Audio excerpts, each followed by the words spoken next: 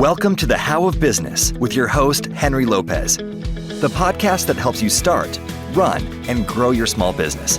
And now, here is your host. Welcome to this episode of the How of Business. This is Henry Lopez. And on this episode, I'm going to share some additional thoughts on using your financial statements to help you run and grow your small business. Specifically, I'm going to dive a bit deeper into the profit and loss statement and touch on the cash flow statement. At a high level, it's about answering the question, are you making or losing money in your small business, and where is all your cash? Previously, on episode 397 of this podcast, I explained the essentials of the profit and loss statement. So if you feel like you need to start with the fundamentals of how to use your P&L, then you may want to go and listen to episode 397 first. On this episode, as I said, I'm going to focus on a few more advanced concepts of the P&L statement and also introduce the statement of cash flows. Your statement of cash flows or your cash flow statement, those two terms are used interchangeably, is a financial report that details how cash entered and left your business during a period of time. In other words, the cash flow statement provides you with a more detailed picture of what happened to your business's cash during an accounting period like this past month. The same basic calculations that are used for the cash flow statement can also be used to forecast how much cash you might need in a future period of time. The cash flow statement is one of the three principal financial statements, along with the P&L, which is also called an income statement, and the balance sheet. These three reports, they're arguably your three most important financial statements for your small business. Now, I'll go deeper into understanding the cash flow statement on a separate episode. I'll just touch on some of the fundamentals on this episode. Of course, I will cover these topics from a small business owner's perspective.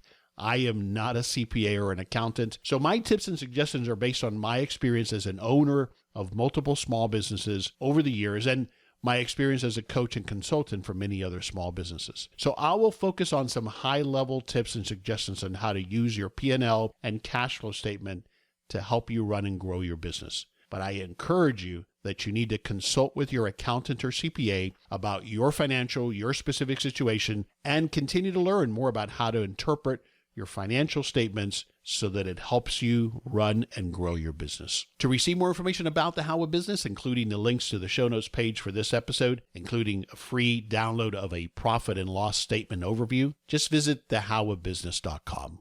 Financial statements help us measure the financial health of our business. It's one of the things that we need to measure. The P&L statement provides you with a snapshot of your financial performance in a period of time in the past, like the previous month, previous quarter, or the previous year, for example. And the cash flow statement, which I'm going to touch on, shows you where and how the cash flowed through your business in a period of time in the past as well.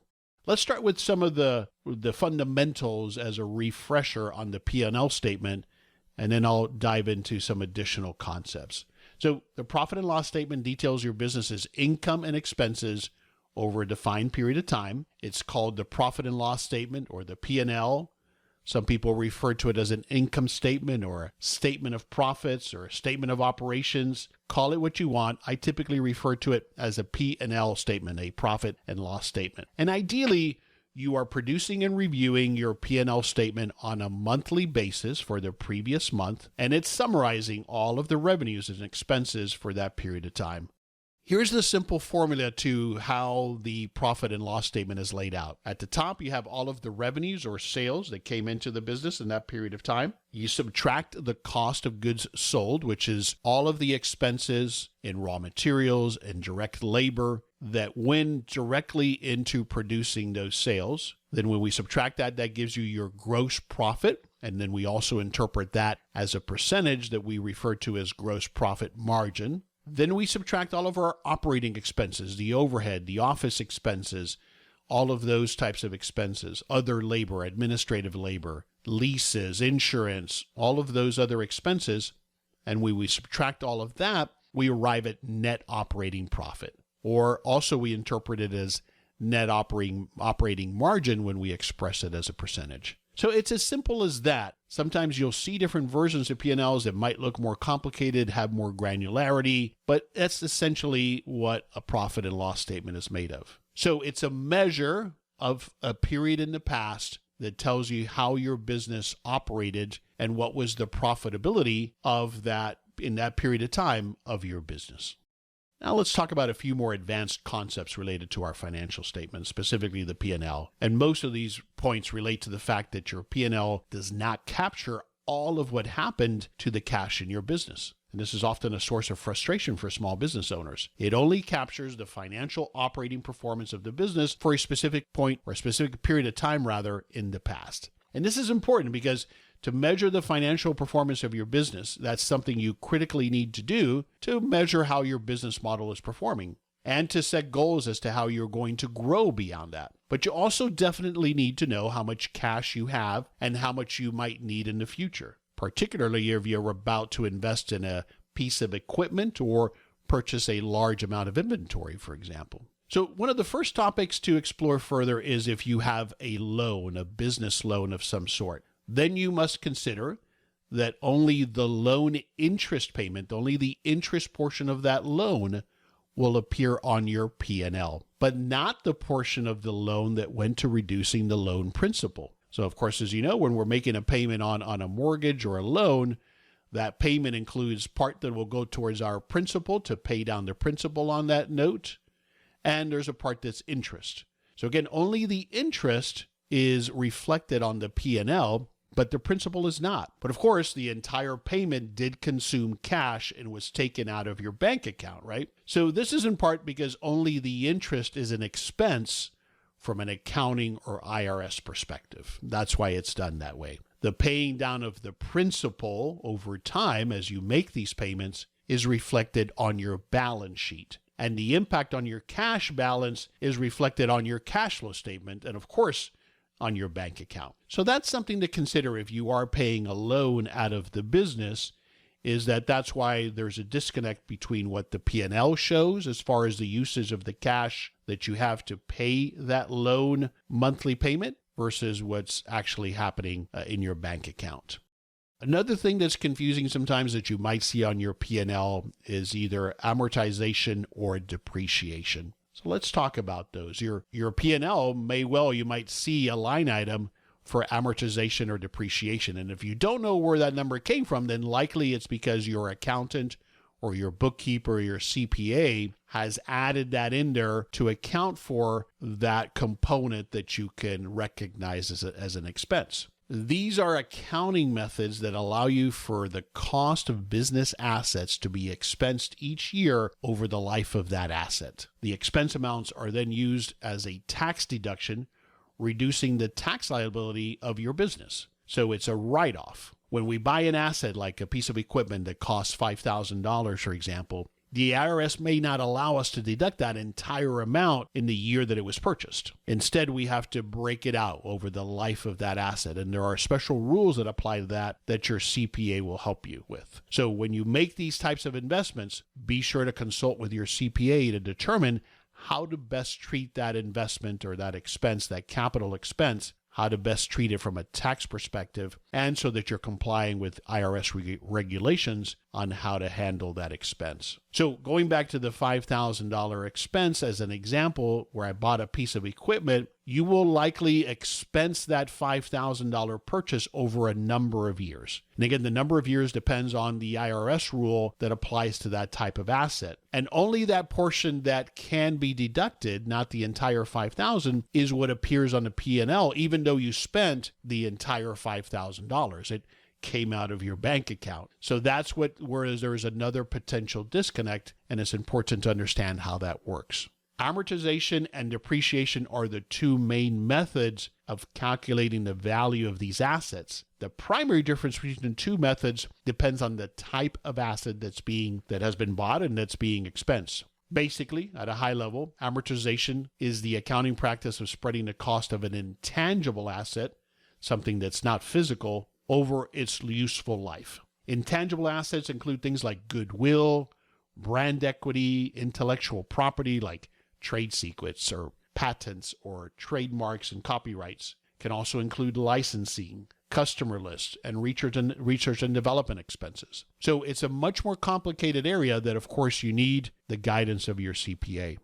Depreciation, on the other hand, is the expensing of a fixed asset over its useful life. And these are fixed assets that are tangible objects that you acquire in your business, like a building or a piece of equipment or office furniture, vehicles, machinery, those fixed assets, those tangible assets that you buy to help you run your business or to produce the products or services that you offer in your business. And unlike intangible assets, a tangible asset might have some value when your business no longer has use for them, if you sell it when you're done with the asset. So depreciation is calculated by subtracting the asset's salvage value, what it might be worth on the market at any given point in time, or this resale value, subtracting that from its original cost. And that difference is depreciated evenly over the years of the expected life of the asset. That's a lot of complication there, so don't get too caught up on that. The key is that when you purchase an asset, you should consult with your CPA, ideally before the end of the year, but at worst case, it would be as they are preparing your taxes for how to properly treat that asset and either begin to amortize or depreciate that asset. And again, the advantage is that it allows us to take that deduction over time. It allows us to take that deduction on our P&L, and so that reduces our tax liability. So unless you're an accountant, you don't want to try to calculate amortization or depreciation yourself. Sure, tools like QuickBooks might make it easy for you to do so, but I really encourage you to get the guidance of an accountant and a CPA or a CPA rather on this topic. The takeaway is understanding what this is at a high level so that when you see it on your P&L, you understand what that is. And also the important point is that, as in my example of spending $5,000 on a piece of equipment, that entire $5,000 may not be reflected on your P&L depending on how that asset is going to be treated from an IRS perspective. And so it can be misleading and a disconnect between the actual uses of cash versus what is reflected on your P&L. This is Henry Lopez, pausing this episode for a moment to tell you about my trusted service provider for small business accounting, KPMG Spark. KPMG Spark is a managed accounting service that provides small and mid-sized businesses with bookkeeping, accounting and tax preparation, and payroll services all online for a simple, low monthly fee. Now you can make more time for things that really matter in your business and let the experts at KPMG help you with your accounting. Most of us as small business owners are not experts in bookkeeping and accounting, and the accounting software solutions seem to have been developed for accountants and tax professionals. As a result, business owners often neglect their accounting or spend endless hours trying to learn how to make it work. KPMG Spark is an online bookkeeping and accounting service that saves you time so you can focus on what's most important for your business. And with KPMG Spark, you get a dedicated point person from KPMG who's always available to help. You simply pay a low monthly fee depending on the plan you choose with no long-term commitment. And KPMG Spark currently has a special offer for the How Would Business listeners. You get the regular onboarding fee waived. So visit thehowofbusiness.com for more information and the link to learn more and schedule your free consultation with KPMG Spark. And remember to let them know that you heard about it on the How of Business podcast to receive this special offer.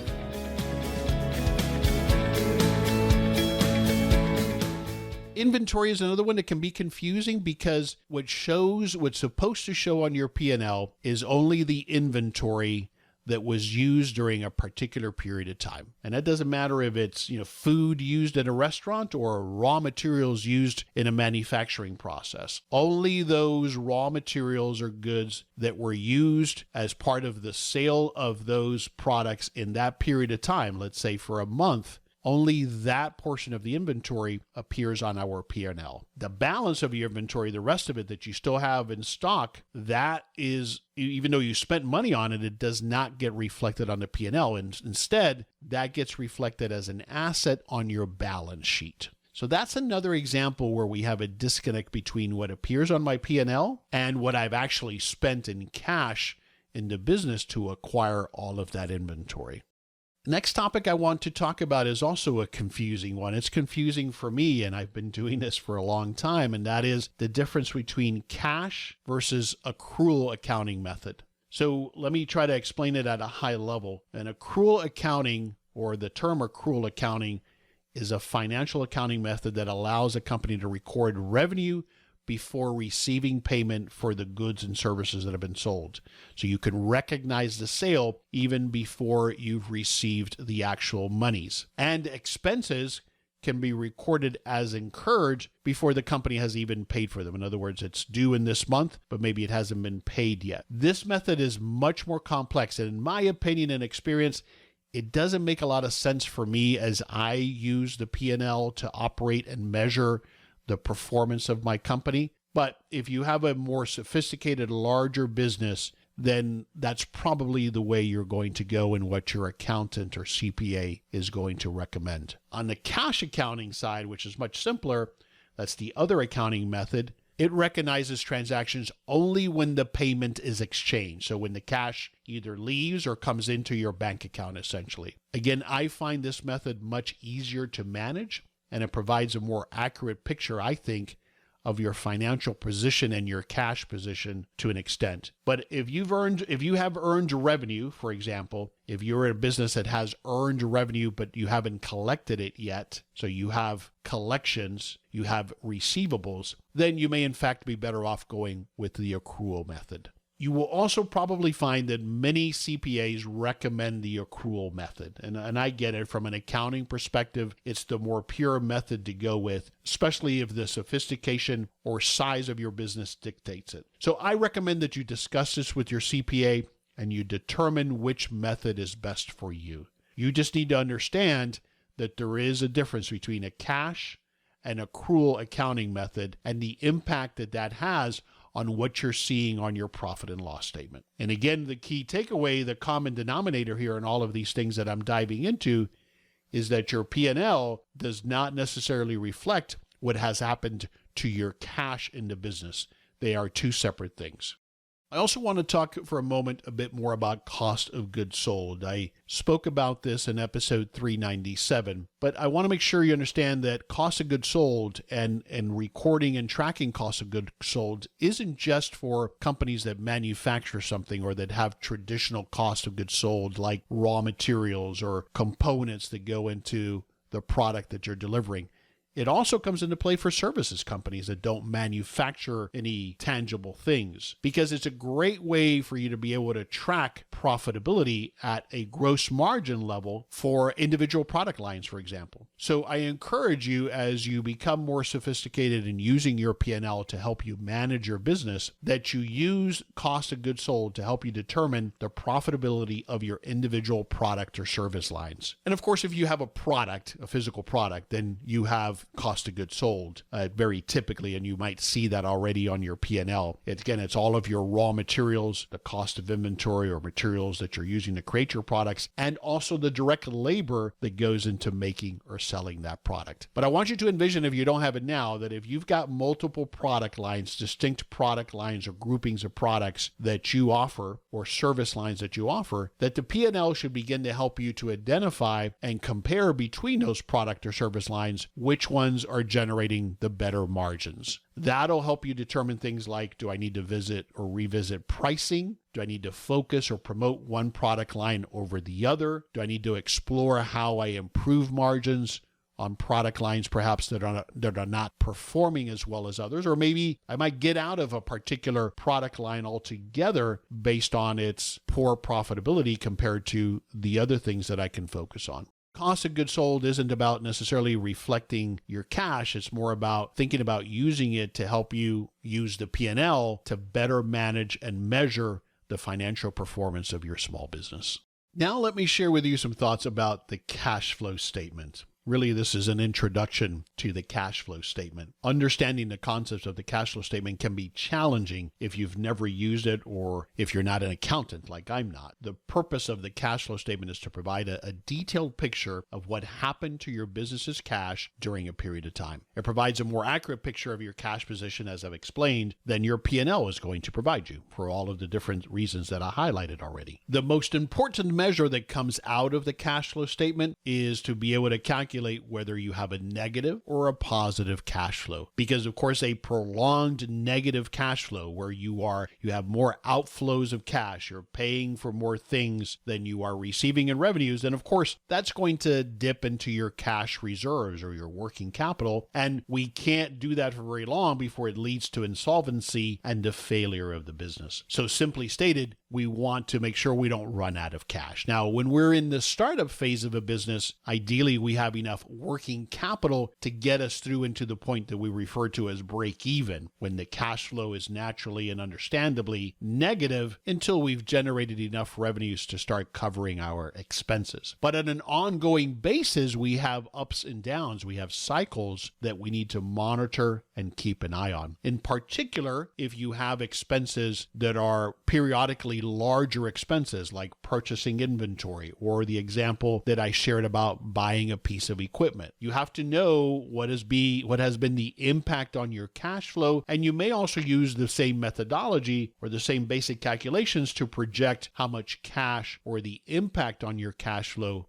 in the future. So the simplest method for calculating cash flow, which is referred to in accounting as the direct method, is this formula. You take starting cash, the cash that you have on hand, add all of the money that was collected in that period of time. In other words, that they came into your bank account. You subtract all of the outflows, all of the cash that went out, including loan payments, inventory purchases, assets that you may have purchased, all of your cost of goods sold, all of your operating expenses, everything that went out the door. And remember, again, that's not necessarily the number that's on your P&L in the way of expenses for the month, because of all of those things, including, as I just mentioned, loan payments or inventory purchases, all of which is not going to be necessarily included on your P&L. So it's a separate calculation of what all of those outflows of cash were in your business for that period of time. And so when you subtract that, you end up with the cash position. How much cash do you have at the end? And of course, if you've got cash left over, then you had a positive cash flow. If you have a negative situation, then you had a negative cash flow. And that negative must have come out of either your working capital, ideally, or you may have had to tap into a line of credit, or maybe you've even had to put it on a personal credit card, and that happens sometimes. At this simple basic level, this calculation that I just walked you through for the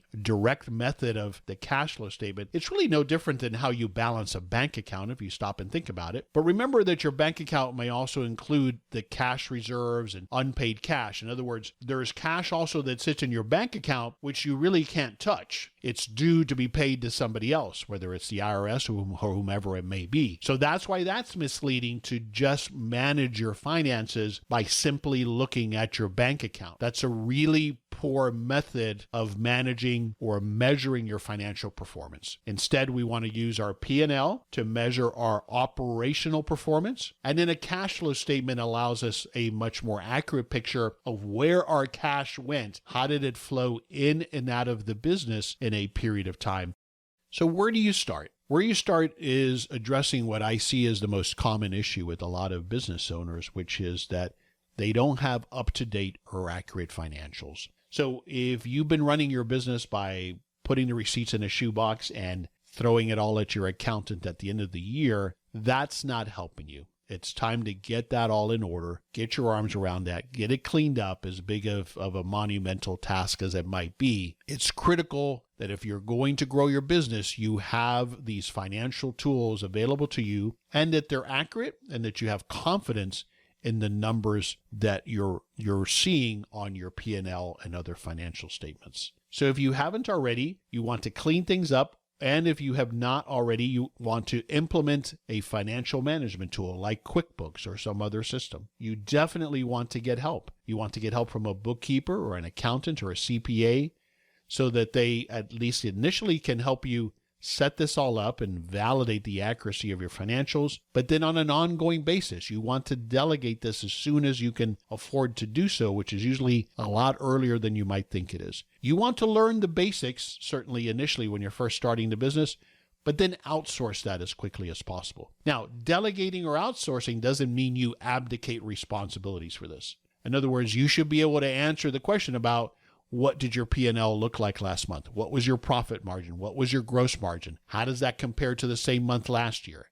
How does it compare to your goals financially for this year? So it's not that you have to be in the details of the transaction. Most small business owners don't care to, but you do need to know and use these financial statements to help you measure the progress and the performance of your small business.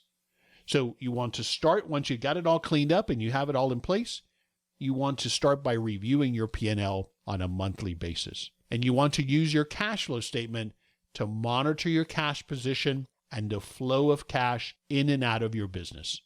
And answer that question, do you have a negative or positive cash flow? And do you see any trends there that are concerning you? And of course, as always, you want to keep learning. You're listening to this episode because you're trying to continue to educate yourself as a small business owner. And in my experience, that's what it takes. I encourage you to download the free download. You'll see a link to it on the show notes page for this episode. It's a profit and loss statement overview that'll help you a bit more with learning how to read your profit and loss statement. And I mentioned previous episode 397, where I focused exclusively on your P&L statement. On my website at thehowofbusiness.com, if you click on the podcast link at the menu and then go into the archives and then into financials, that's where I've grouped all of the episodes related to small business finances. So what's the one thing I want you to take away from this episode? It's about making sure that you're answering that question, at least on a monthly basis.